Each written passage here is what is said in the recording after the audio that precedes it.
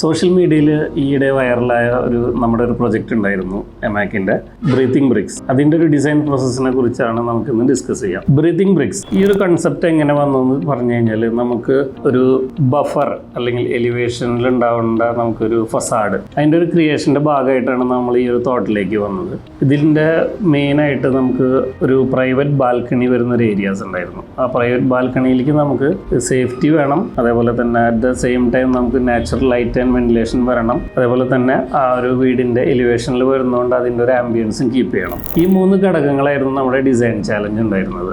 Initial designing ടൈമിൽ നമ്മൾ ഒരുപാട് മെറ്റീരിയൽസ് ഇതിന് വേണ്ടിയിട്ട് നോക്കിയിരുന്നു. ഫസ്റ്റായിട്ട് നമ്മുടെ മനസ്സിലേക്ക് വന്നത് നമ്മുടെ ക്ലേ ആയിട്ടുള്ള ജാലിയായിരുന്നു. കൂടാതെ പിന്നീട് നമ്മളതൊരു പെർഫറേറ്റഡ് ആയിട്ടുള്ള മെറ്റൽ ഷീറ്റിനെ കുറിച്ച് ആലോചിച്ചു. പിന്നീട് നമുക്ക് ഒരു തോട്ട് വന്നു വെച്ചാൽ, എന്തുകൊണ്ട് നമുക്ക് ബ്രിക്സ് തന്നെ നമുക്ക് അതിൻ്റെ ഒരു ഫസാഡാക്കി കൂടാന്നുള്ള ഒരു കൺസെപ്റ്റാണ് വന്നത്. അപ്പോൾ ആ ബ്രിക്സ് നമ്മൾ വെക്കുമ്പോൾ നമുക്കത് ഒരു എയറിൽ നിൽക്കുന്ന ഒരു ഫീലിലേക്ക് വരാൻ വേണം. But at the same time നമുക്ക് ആ ഒരു ബാൽക്കണിയിലെ സേഫ്റ്റി കൺസേൺസ് ഉണ്ടായിരുന്നു. അതുകൊണ്ട് നമ്മളതൊരു ഇൻവിസിബിൾ ആയിട്ടുള്ള രീതിയിലുള്ള ഗ്രിൽസ് അതിൻ്റെ ബിഹൈൻഡ് കൊടുത്തുകൊണ്ട് ബ്രിക്സിനെ വളരെ ഇൻഡിപെൻഡൻ്റ് ആയിട്ട് കാണുമ്പോൾ നമുക്ക് ബ്രിക്സ് അവിടെ ഒറ്റയ്ക്ക് നിൽക്കുന്ന എന്നുള്ള രീതിയിലത്തെ ഒരു ഫീല് കൊണ്ടുവരുന്ന പോലെയാണ് നമ്മളതിൻ്റെ ആ ഒരു കൺസ്ട്രക്ഷൻ മെത്തേഡ് എടുത്തത്. അപ്പോൾ വൈകിട്ടത്തെ സമയങ്ങളിൽ നമ്മളുടെ സൂര്യൻ അസ്തമിക്കുന്ന ഒരു സമയത്തോട് കൂടിയിട്ട് ലൈറ്റ്സ് ആൻഡ് ഷാഡോസിൻ്റെ വളരെ ഭംഗിയായ പാറ്റേൺസ് ആണ് നമുക്ക് ആ റൂമുകളിൽ കിട്ടിയിട്ടുണ്ടായിരുന്നത്.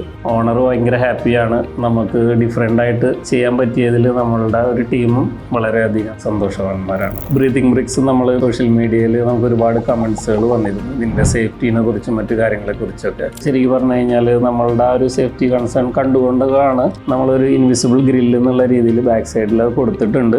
ഒറ്റ നോട്ടത്തിൽ നമുക്ക് കാണുന്നില്ല എന്നുള്ള, ഈവൺ ഒരു ബ്രിക്സ് പൊട്ടിച്ചാലോ തന്നെ നമുക്കതിൻ്റെ ഉള്ളിലേക്ക് ഒരാൾക്ക് കടന്നു വരാനോ അതുപോലെ തന്നെ ഒരു ത്രെറ്റ് അതിൽ ഉണ്ടാക്കാൻ പറ്റില്ല. ആ ഒരു രീതിയിലാണ് അതിൻ്റെ ഹൊറിസോണ്ടലായിട്ടും വെർട്ടിക്കലായിട്ടും നമുക്ക് ഗ്രിൽസ് ഉണ്ട്. ആ രീതിയിൽ നമ്മളതിനെ കവർ ചെയ്യാണ് ചെയ്തത്.